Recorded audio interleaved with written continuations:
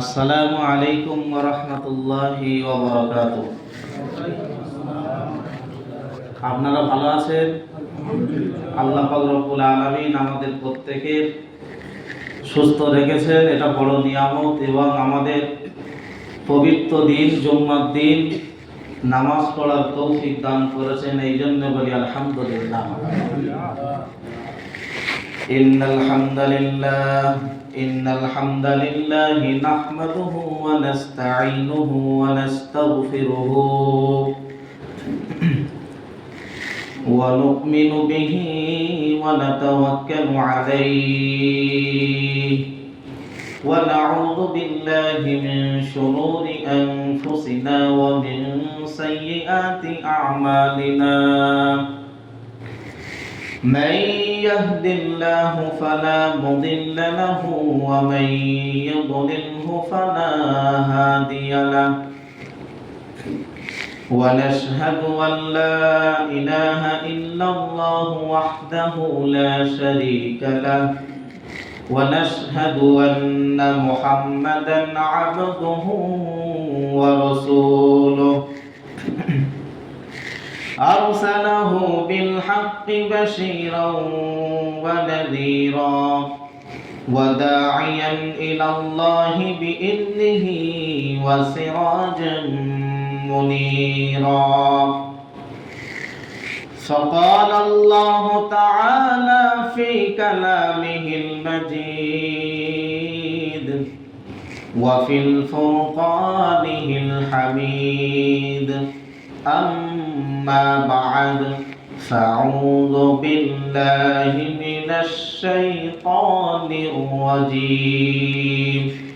بسم الله الرحمن الرحيم.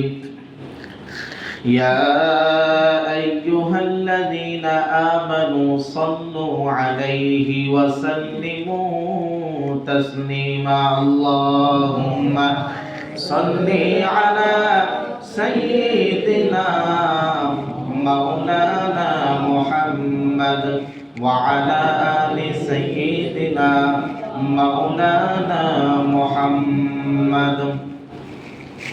আজকের আমাদের বক্তব্যের বিষয় থাকবে আল্লাহর রাসূলের অনুসরণ। কি? আল্লাহর রাসূলের অনুসরণ। সাহাবীরা আল্লাহর রাসূলকে অনুসরণ করেছিলেন তানারা জান্নাত পেয়েছিলেন।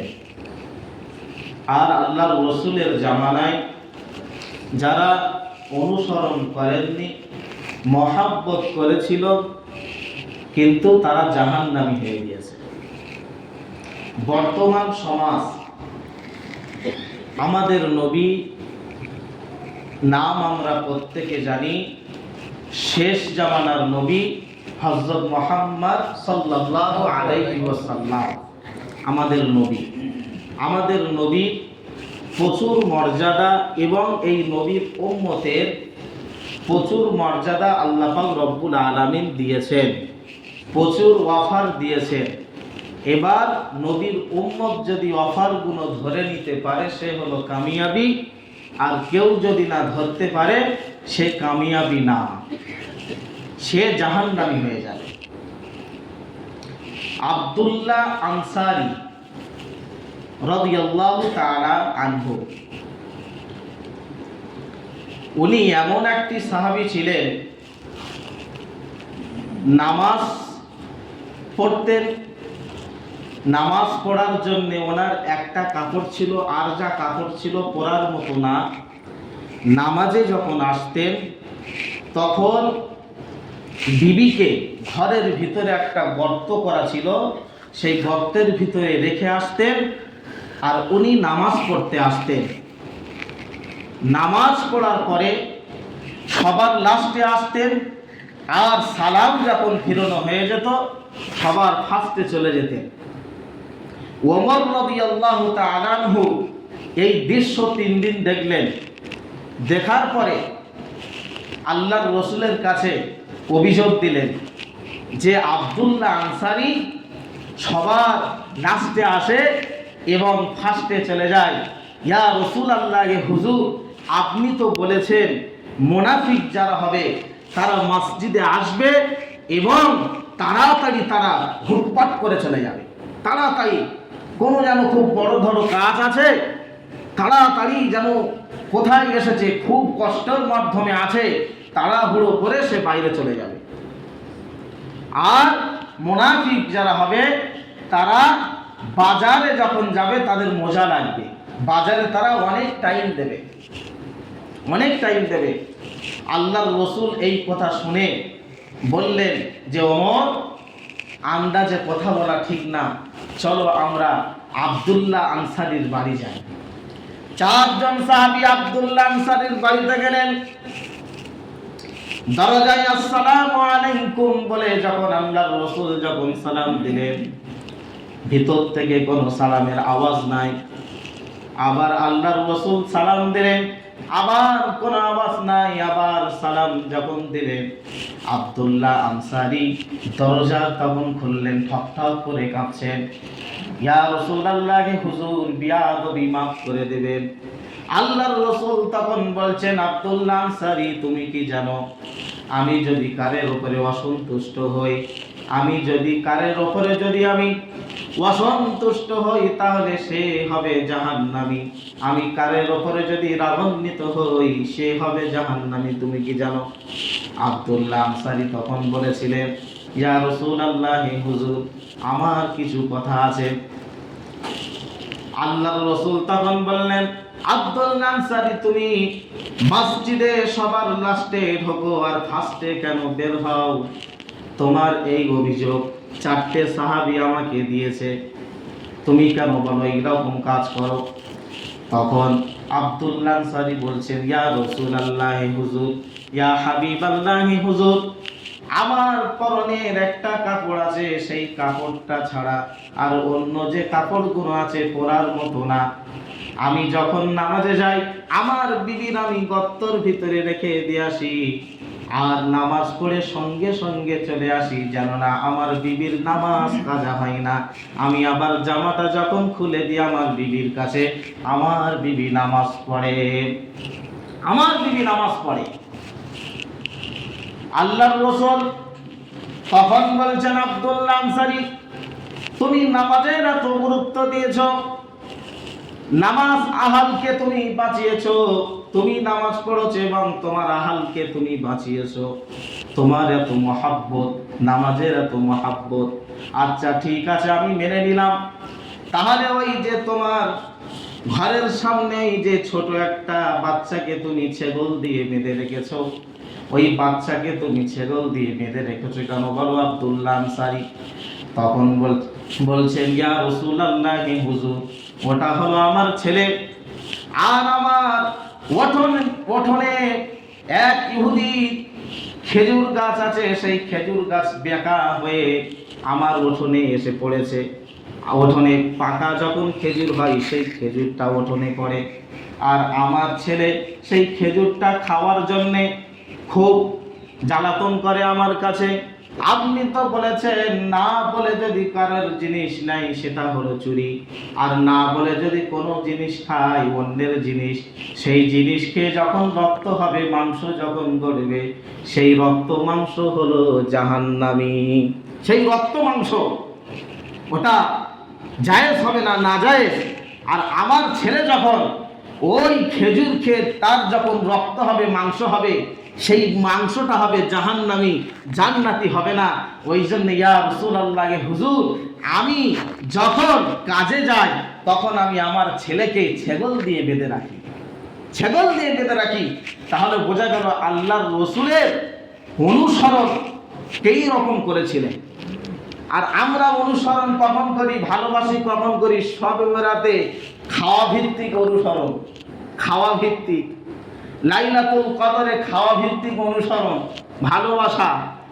দুটো ঈদে ভালোবাসা, খাওয়া ভিত্তিক। আমরা যা করি খাওয়া ভিত্তিক। এই মুসলমান কিভাবে খেতে হয় ভালো জানি, কিভাবে খেতে হবে এরা সবার ফার্স্টে, যে কিভাবে খেতে হয়। তিন ব্যক্তি, ইহুদি, খ্রিস্টান আর মুসলমান, তিন ব্যক্তি সফরে বার হয়েছে, সারাদিন ঘুরছে। ঘোরার পরে খুব জোরে ক্ষুধা লেগেছে, লাগার পরে বলছে চলো কিছু খাবার কিনি। রুটি কিনেছে, 4টি রুটি, তিনটে রুটি সব একটা করে খেয়েছে, একটা রুটি বেঁচে আছে। তখন মুসলমান বলছে একটা কাজ করো, যে সব থেকে ভালো স্বপ্ন দেখবে, আকর্ষণীয় স্বপ্ন, সেই রুটিটার ভাগিদার হবে। আচ্ছা ঠিক আছে, সবাই ঘুমিয়ে পড়লো, দুজন ঘুমিয়ে পড়েছে। আর মুসলমান কি করেছে, ও মাল উঠে রুটিটা খেয়ে শুয়ে পড়ে। শুয়ে পড়ার পরে খ্রিস্টান উঠে ঘুম থেকে উঠে বলছে ওঠো আমি স্বপ্ন দেখেছি। ইহুদি ভাইকে ডেকে বলছে আমি স্বপ্ন দেখেছি, প্রথম আসমানে ঈসা আলাইহিস সালাম এসে আমাকে বলছে যে আমি তোর উপর রাজি খুশি হয়ে গিয়েছি, তুই একটা কাজ কর, এই রুটিটা তোর পাওনাতে খেয়ে নে।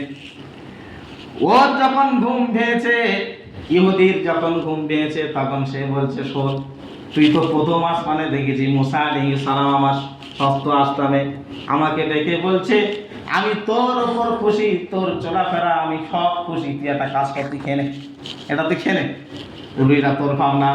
আর এই মুসলমান ঘুমাই না কিন্তু ঘুমনের ভান করে আছে। যখন দেখেছে বলছে ছিমটি কেটে যখন তুলেছে, ওঠে না। ওঠার পরে বলছে আরে এগুলো স্বপ্ন নাকি, আমি কি দেখেছি শোন। এক দৈত্য, তোরা যখন ঘুমিয়ে পড়েছিলি এক দৈত্য এসেছে আমার কাছে, বলছে খা না তো তোরা একদম শেষ করে দেবো। প্রাণ বাঁচানো খরচ, আমি কি করেছি, প্রাণ তো বাঁচাতে হবে, ওই জন্য আমি রুটিটা খেয়ে নিয়েছি। আর কি করবো, বলছে এত বড় বিপদ এসেছে আমার দুজনে ডাকবি না কেন? বলছে তোরা তো তখন প্রথম আসমানে আর সপ্তম আসমানে ছিলিস, কিভাবে তোদের ডাকবো বল? তাহলে মুসলমান এরা কিভাবে খাবে সেই কায়দা এদের জানে আছে, কিভাবে এরা খাওয়া দাওয়া করবে।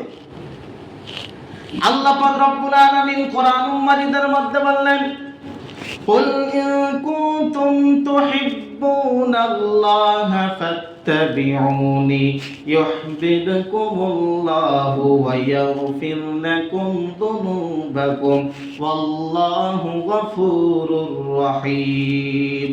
হে নবী, তুমি সবাইকে বলে দাও তোমাকে যে অনুসরণ করলাম, তোমাকে যে অনুসরণ করবে সে আমার ভালোবাসা পাবে, সে আমি তাকে ভালোবাসতে শুরু করব। আর যদি তোমাকে অনুসরণ না করে আমি তাকে ভালোবাসবো না, সে হেদায়েত পাবে না। ওই জন্যে আমরা কি করি, আমরা অনুসরণ করি না, আমরা মুখে শুধু ভালোবাসি। ভালোবেসেছিলেন তো আবু তালিব, ভালোবেসেছিলেন আবু লাহাব, ভালোবেসেছিলেন। আবু তালিব কেমন ভালোবেসেছিলেন, কেমন ভালোবেসেছিলেন? নিজের সন্তান আলীকে যখন ঘুমাতেন রাত্রিরে আলীকে পাশে রাখতেন না, নিজের ভাইপোকে পাশে শুইয়ে দিয়ে একসাথে শুতেন। এত ভালোবাসা। যত যা বাধা, যত দেখভাল, ছোট থেকে নিয়ে আবু তালিব আল্লাহর রাসূলকে দেখভাল করেছেন, লালন পালন করেছেন, মানুষ করেছেন। ওয়াফার এসেছে যে আপনার ভাইপোকে বলেন সব কিছু দেওয়া হবে, কালেমার দাওয়াত যেন না দেয়, কালেমার দাওয়াত বন্ধ করে দিতে বলো। তখন আবু তালিব যখন ভাইপোকে বলল, তখন আল্লাহর রাসূল বলেছিলেন, চাচা আমাকে কি দেবে? গাড়ি দেবে, বাড়ি দেবে, টাকা দেবে, নারী দেবে, সব দেবে। শুনে নাও, এসব তো দেওয়াই সহজ, দিতে পারবে। কিন্তু স্বয়ং যদি আসমান থেকে যদি চাঁদ আমার যদি এক হাতে বাম হাতে যদি এনে দেয়, আর সূর্য যদি ডান হাতে এনে দেয়, আর যদি বলে কালেমার দাওয়াত বন্ধ করতে, আমি রাসূল কালেমার দাওয়াত এক মুহূর্তের জন্য বন্ধ করব না। জোরে হবে না সুবহানাল্লাহ? এক মুহূর্তের জন্য আমি বন্ধ করব না। আবু তালিব তখন বলেছিল চাচা, তখন বলেছিল ভাইপো তুমি তোমার কাজ চালিয়ে যাও, আমি দেখে নিচ্ছি কে তোমার সাথে দুশমনি করে, আমি দেখে নিচ্ছি, আমি তোমার সাথে আছি। মরণের সময় আবু তালিবকে যখন আল্লাহর রাসূল বলছেন, চাচা একবারের জন্য লা ইলাহা পড়ে না, মুহাম্মাদুর রাসূলুল্লাহ বলতে হবে না, শুধু লা ইলাহা ইল্লাল্লাহ এইটুকু করে নাও। আমি আল্লাহর কাছে ঝগড়া করে কিয়ামতের দিনে ঝগড়া করে আপনাকে নাজাতের ফয়সালা করে দেব। তখন পাশে আছে আবু জেহেল আর আবু সুফিয়ান। আবু জেহেল আবু সুফিয়ান বলছে, আবু তালিব বাপ চাচার ধর্ম মেনে এসেছিস, আর শেষকালে তুই ভয়েতে যদি ধর্ম ত্যাগ করে যদি নতুন ধর্ম মুহাম্মাদের ধর্মে যদি তুই আসিস, কলেমা তুই যদি পড়ে নিস, তাহলে মানুষ তোকে ভীরু বলবে, তোকে ভীতু বলবে যে ভয় থেকে তুই করেছিস। তখন চাচা তখন বলেছিল, ভাইপো আমি এটা মেনে নিতে পারলাম না। বলে নাউজুবিল্লাহ। আল্লাহ পাক রব্বুল আলামিন তখন কোরআনুল মাজিদ তখন আয়াত নাযিল করলেন, ইন্নাকা লা তাহদি মান আহবাবতা ওয়ালাকিন্নাল্লাহা ইয়াহদি মান ইয়াশা ওয়া হুয়া আ'লামু বিল মুহতাদিন। হাবিব শুনে নাও, হেদায়েতের মালিক হলাম আমি, আমি কাকে হেদায়েত দেব আমার থেকে তুমি বেশি জানো না। তোমাকে তোমার চাচা অনেক কাজে লেগেছে, অনেক তোমাকে ছোট থেকে নিয়ে মানুষ করেছে, তোমার দেখভাল করেছে, অনেক পরিশ্রম করেছে, কিন্তু তোমাকে অনুসরণ করেনি। হেদায়েতের মালিক হলাম আমি। কি হলো? কালেমা নসিব হলো না, কালেমা পড়লো না, ইসলাম ধর্ম গ্রহণ করতে পারলো না, কাফের হয়ে মারা গেল। আল্লাহর রাসূল কি করলেন? হাত তুলে দোয়া করলেন যে হে আমার রব, হে আমার সৃষ্টিকর্তা, আমার চাচা আমার জন্য প্রচুর পরিশ্রম করেছে, কষ্ট করেছে, আপনি মাফ করে দিন। আল্লাহ পাক রব্বুল আলামিন কোরআনের আয়াত আবার নাযিল করলেন, মা কানা লিন-নাবী ওয়াল্লাযীনা আমানু মিনাল মুশরিকিন ওয়ালাউ কানু উলি কুরবা মিন বা'দি মা তাবায়্যানা লাহুম আন্নাহুম আসহাবুল জাহিম। হে নবী, হাত তুমি তুলেছে কোনো হাত বন্ধ করে নাও, হাত তুলবে না। মুশরিকদের জন্য কোনো মাপ নাই, নিকট আত্মীয় হোক আর দূরের আত্মীয় হোক, যে হোক হাত তুলবে না, হাত লাগিয়ে নাও। কেননা মুশরিকদের জন্য কোনো দোয়া চলবে না, আমাকে ঈমান সে আনিনি, কোনো দোয়া চলবে না। আর আমরা কি করি? অনেকে বর্তমান সমাজে আছে, তারা ঈমান হারা, তারা আল্লাহকে মানে না, আল্লাহর রাসূলকে মানে না, আল্লাহর রাসূলের আদর্শ তারা মানে না, অনুসরণ তারা করে না। হুজুরকে ডেকে নিয়ে আমরা কি করি? কোরআন খালি দিই, মিলাদ দেওয়ার মনে মনে ভাবি বা বড় হুজুর দোয়া করে দিয়েছে, নাজাত পেয়ে যাবে। আরে আল্লাহর রাসূলের হাত নামিয়ে নিয়েছে, আমার মতো হুজুর হাতে বাড়ি মারবে। অনেক ভাব নামা, কোথায় হাত দিচ্ছি, হাত নামা, হাতে বাড়ি মারবে। ওই জন্যে অনুসরণ করতে হবে না হবে না? আল্লাহর রাসূলকে অনুসরণ করতে হবে। আবু লাহাব, আমরা শুনেছি নবীর চাচা আবু লাহাব যখন আল্লাহর রাসূল যখন পৃথিবীতে আসলেন, আসার পরে আবু লাহাবের দাসী ছিল, সেই দাসীটাকে কিনেছিল। আবু লাহাবের দাসী দেখতে গিয়েছে আল্লাহর রাসূল পৃথিবীর জমিনে এসেছেন।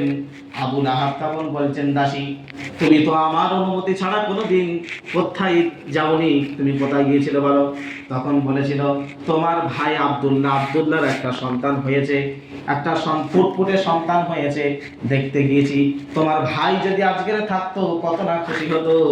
তখন শুনে বলছে দাসী, খুশিতে শুনে বলছে মহাব্বত করে, আল্লাহর রাসূলের কত মহাব্বত করেছিলেন। সেই আবু লাহাব বলেছিল, এই দুহাত থেকে বলেছিল, আমি আজকে থেকে তোকে আজাদ করে দিলাম, যা চলে যা। দাসী টাকা দিয়ে কিনেছে, আজাদ করে দিয়েছে। আবু লাহাব যখন আল্লাহর রাসূল ইসলামের দাওয়াত যখন শুরু করলেন, আবু লাহাব কি করলেন? পাথর মারলেন। পাথর আল্লাহর রাসূলের সামনে গিয়ে পড়েছে, গায়ে লাগেনি। আল্লাহ পাক রব্বুল আলামিন কোরআনের একটা সূরা নাযিল করলেন, তাব্বাত ইয়াদা আবি লাহাবিন ওয়া তাব। আবু লাহাবের দুই হাত ধ্বংস হোক। কেন? আল্লাহর রাসূলের পাথর ছুঁড়েছে। আবু লাহাব এক হাত দিয়ে পাথর ছুঁড়েছে। আল্লাহ পাক রব্বুল আলামিন আর এক হাত কেন ধ্বংস করলেন? দু হাত কেন বললেন ধ্বংস হোক? কেননা এই জন্য দু হাত বলেছে, এক হাত দিয়ে যখন মারবে এই হাত নড়াচড়া করে, ওই জন্য বলেছে দু হাত ধ্বংস হোক। মা আওনা আনহু মালুহু ওয়া মা কাসাব। আবু লাহাব ছিল মন্ত্রী, ভালো শক্তিশালী মানুষ, সব ধ্বংস হয়ে গেছে। সায়াসলা নারান যাতা লাহাব। আমি নিশ্চয়ই খুব সত্তরে ওকে জাহান্নামে দেব। ওয়ামরাতু, ওর যে বিবি আছে, ওর বিবিকে ছাড়বো না, ওর বিবিও জাহান্নামী। কেননা বর্তমান সমাজ এখন দেখা যায় আমরা আলেমদের বিরুদ্ধে আমরা বিরোধিতা করি, ক্ষমতার জোরে, টাকার জোরে। আমাদের ক্ষমতা আছে, টাকা আছে, অর্থ আছে, এইসব জোরে আমরা আলেমদের বিরোধিতা করি, আলেমদের পিছনে লাগি। আর কিছু মেয়ে আছে উস্কানি দেয়, এটা করো না, এটা হুজুরদের করো না, বলো না এটা। ওই জন্যে আল্লাহ পাক রব্বুল আলামিন আবু লাহাবের স্ত্রীকেও সারেনি, তাকে বলেছে জাহান্নামী, তাকেও বলেছে জাহান্নামী। এই দুজনের আমি বললাম। আর দুজন চাচা ছিল কে? হামজা রাদিয়াল্লাহু তাআলা আনহু আর আব্বাস রাদিয়াল্লাহু তাআলা আনহু। আল্লাহ পাক রব্বুল আলামিনকে পেয়ে, স্রষ্টাকে পেয়ে, রবকে পেয়ে খুশি। আর আমরা খুশি না? আমরা খুশি? আল্লাহকে পেয়ে কি আমরা খুশি? আব্বাস রাদিয়াল্লাহু তাআলা আনহু আল্লাহকে পেয়ে খুশি। রব মানে আইনদাতা, এর অর্থ হলো আইনদাতা, তার আইন পৃথিবীর জমিনে চলবে। আমরা কি করি? রবের আইন আমরা নিই না, তাহলে আমরা রবকে আমরা খুশি। যদি আমরা খুশি হতাম তাহলে সুদ আমাদের মধ্যে আছে কেন? ঘুষ আমাদের মধ্যে আছে কেন? চুরি আমাদের মধ্যে আছে কেন? জেনা আমাদের মধ্যে আছে কেন? লটারির টিকিট আমাদের মধ্যে আছে কেন? সব কিছু এগুলো আমাদের মধ্যে আছে কেন? যদি আল্লাহকে আমরা যদি খুশি হতাম তাহলে আমাদের এই ভারতবর্ষে ইসলামী আইন চলতো। আমরা কি করে খুশি? আব্বাস রাদিয়াল্লাহু তাআলা আনহু আল্লাহর রাসূলের আদর্শ পেয়ে খুশি। কিন্তু আমরা যদি খুশি হতাম তাহলে আল্লাহর রাসূলের আদর্শ মোতাবেক জীবনটাকে চালাতাম, সুন্নাত মোতাবেক জীবনটাকে চালাতাম, কিন্তু আমরা চালাই না। হামজা রাদিয়াল্লাহু তাআলা আনহু আবু জেহেল আল্লাহর রাসূলকে মাথা ফাটিয়ে দিয়েছিলেন, হামজা রাদিয়াল্লাহু তাআলা আনহু বিবির কাছে এসেছে, বিবির মন খারাপ, তোমার ভাইপোকে আবু জেহেল মেরে মাথা ফাটিয়ে দিয়েছে। তখন কি করেছে? হামজা রাদিয়াল্লাহু তাআলা আনহু গিয়ে আবু জেহেলের মাথা ফাটিয়ে দিয়েছে। ফাটানোর পরে ভাইপোর কাছে গিয়ে বলছে, ভাইপো তুমি কি খুশি? তখন আল্লাহর রাসূল বলেছিলেন, চাচা এরকম যদি হাজারটা যদি আবু জেহেলকে মাথা ফাটানো, আমি কোনো খুশি হব না। কেননা তুমি যদি একবার কি করলে খুশি হবে বলো? তুমি যদি একবার কালেমা পড়ে নাও, লা ইলাহা ইল্লাল্লাহু মুহাম্মাদুর রাসূলুল্লাহ, তুমি যদি পড়ে নাও তাহলে আমি খুশি হয়ে যাব, আপনার ভাইপো খুশি। তখন বলেছিল, আমি আর পিছন দিকে তাকালাম না, আমি কালেমা পড়ে নিলাম, লা ইলাহা ইল্লাল্লাহু মুহাম্মাদুর রাসূলুল্লাহ। হামজা রাদিয়াল্লাহু তাআলা আনহুকে কি করেছিলেন যখন শহীদ হয়েছিল? 70 টুকরো করেছিলেন। 70 টুকরো করার পরে লজ্জাস্থান 3 টুকরো করেছিল, কিতাবের মধ্যে পড়েছি। লজ্জাস্থান 3 টুকরো করার পরে কলিজা চিবিয়ে খেয়েছিল।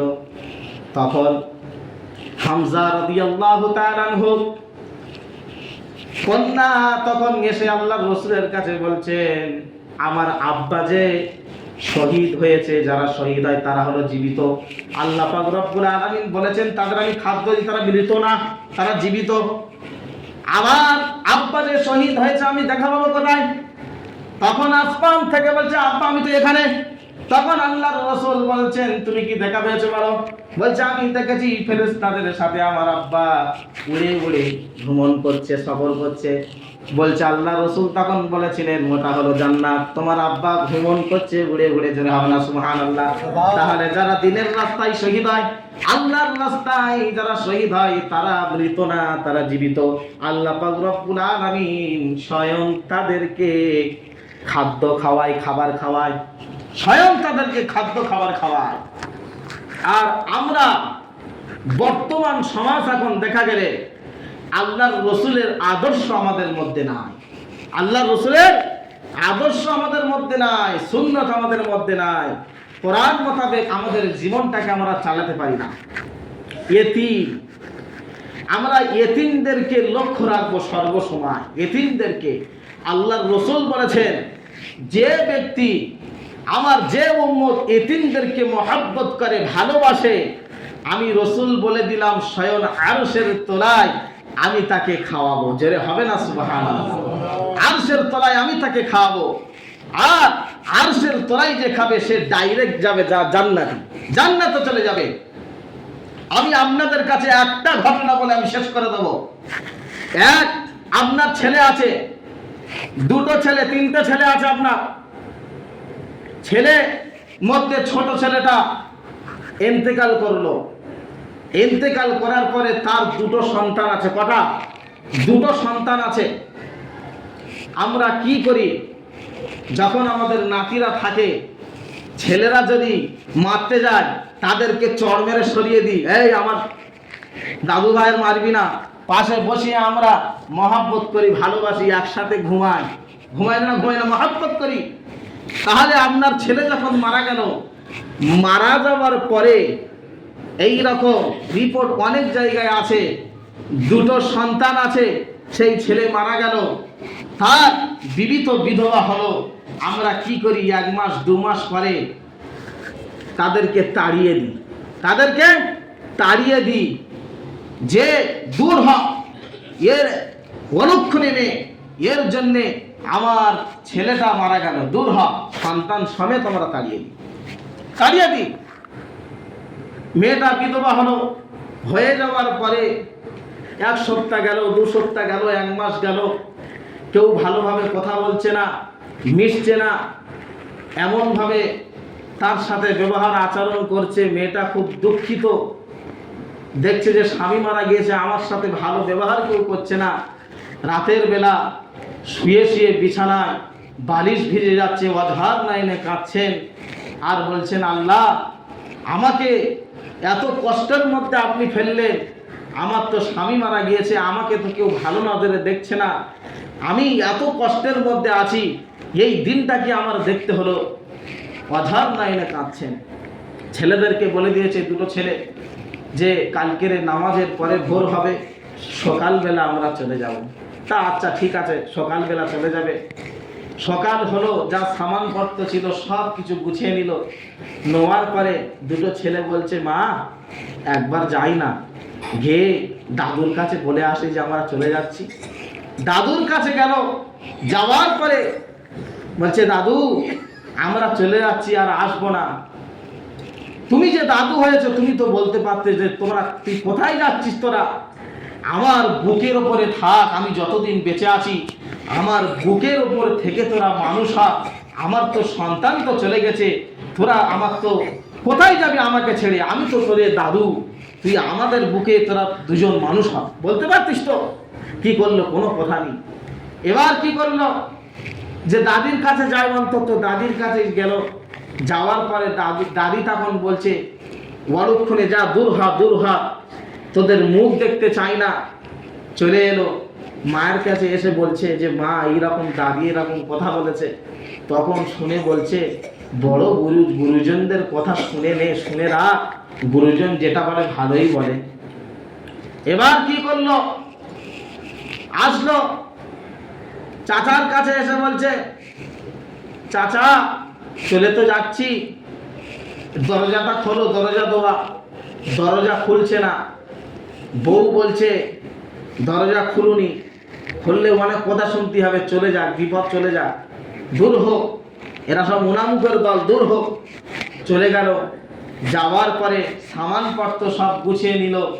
নেওয়ার পরে হেঁটে হেঁটে যাচ্ছে কবরস্থানের পাশ দিয়ে, আর বলছে, দেখো তুমি চলে গিয়েছো বলে আজকেরে আমাকে তাড়িয়ে দিল। তুমি তো খুব ঘুমাচ্ছ, আরামের ঘুম তুমি ঘুমাচ্ছ, কিন্তু তোমার আত্মীয় স্বজনরা আমাকে রাখলো না, তোমার সন্তানদেরকেও রাখলো না, চলে গেল। আরে বন্ধু, ওই যে দুটো ইয়েতিম যে করেছিল, ওইটা তোকে জান্নাত দেওয়ার কারণে করেছিল। তোকে জাহান্নাম থেকে বাঁচানোর জন্য জান্নাত কিভাবে যাবি, তোর ঘরে দুটো ইয়েতিম দিয়েছিল, সেই ইয়েতিমটাকে তুই দূর করে তাড়িয়ে দিয়েছিস, সেই বিধবাকে তুই তাড়িয়ে দিয়েছিস। অঝর নয়নে কাঁদছেন আর চলে গিয়েছে, কবরস্থানের পাশ দিয়ে চলে গিয়েছে। যাওয়ার পরে কষ্ট করে সংসার চলে, দুজনে দেখভাল করতে হয়। মা কি করে, পরের বাড়ি কাজ করে এসে দুজনের দেখভাল করে, খাওয়ায়।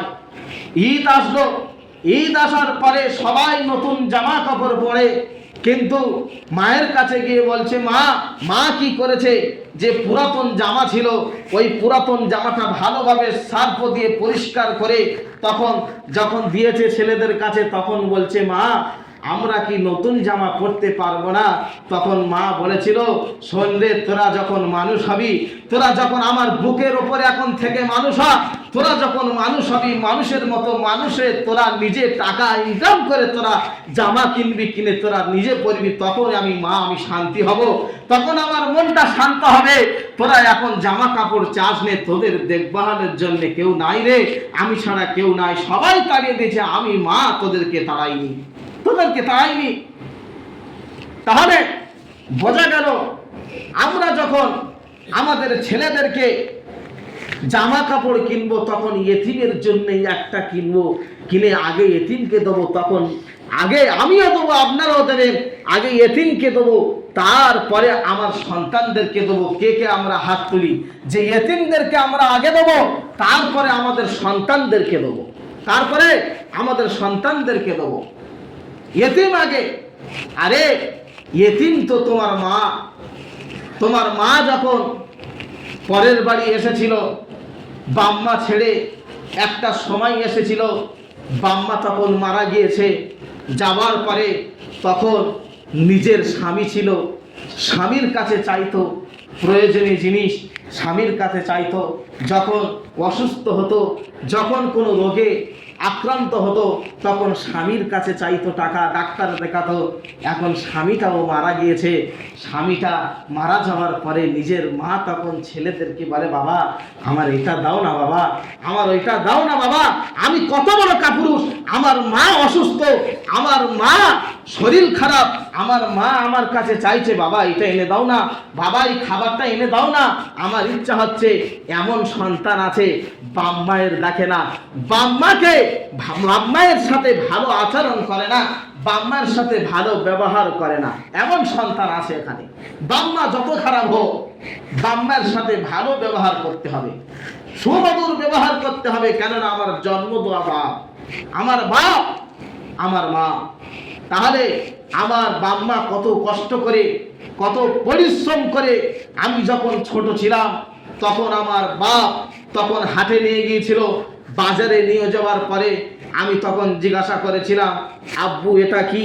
তখন বাপ বলেছিল, এটা হলো মাছ। আবার বলেছিলাম এটা কি, বারবার বলার পরে বারবার মাছ মাছ করেছিল।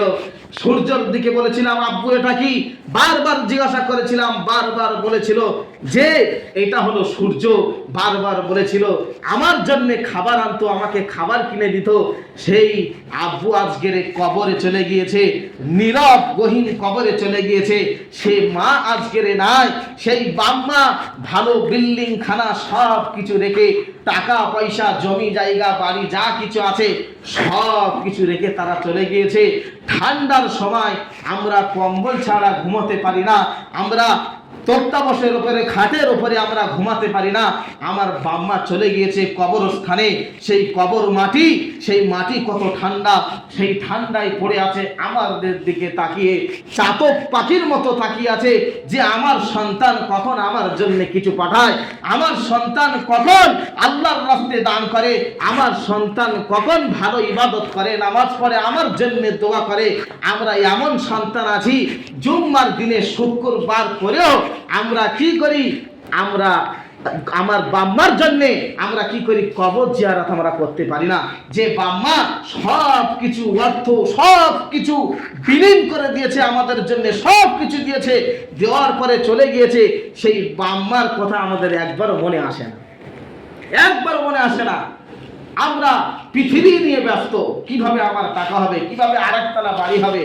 এই পৃথিবীতে মানুষ এবং মানুষের আশা কখনো থামবে না যতক্ষণ না মরবে। যদি একটা মাছ যদি পুরো ভরপুর যদি সোনাতে হয়, সে মনে মনে ভাববে আর এক মাস কখন সোনা যদি হতো আমার ভালো হতো, আমার ভালো হতো।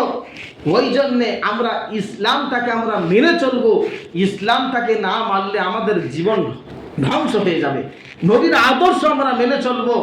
আর যারা বাম্মা আছে, ছেলেদেরকে সুশিক্ষা আমরা দেবো, ছেলেদেরকে সুশিক্ষা আমরা দেবো, ছেলেদেরকে আমরা শিক্ষা দিই। বর্তমান সমাজ এখন দেখা গেলে আমরা কোথায় করি, আমরা নার্সারিতে ভর্তি করি, যেখানে আছে আমাদের বাচ্চাদের, ছোট ছোট বাচ্চা, দুধের বাচ্চাদের আমরা কি করি, আমরা ভর্তি করেছি। করার পরে জানে ওখানে কিন্তু দেখবেন সব মেয়েরা থাকে, ছেলেরা থাকে না। জানে দুধের বাচ্চা একবার হুমকি দিলে, একবার আশ করলে কিন্তু কেন উঠে দেবে। ওই জন্যে মেয়েরা থাকে দেখভাল করার জন্য, মেয়েরা থাকে। আর মেয়েরা কি করে, ওদের মুখে মুখে শেখায়। মেয়েরা আসলো, আসার পরে শাড়ি একটা পরা আছে, গামছার মতো একটা ঝুলানো আছে, হ্যাঁ, ঝুলানোর পরে এবার তাদেরকে শেখাচ্ছে, ভালোভাবে শাড়িটা পরেনি, তাদেরকে শেখাচ্ছে তোমরা সব হাত তোলো। হাত তুলেছে, এবার বুঝতে পারছেন যে কি হচ্ছে, ভালো শাড়ি ভালো করে পরেনি, গামছার মতো ঘাড়ে ফেলে রেখেছে, হাত তুলেছে।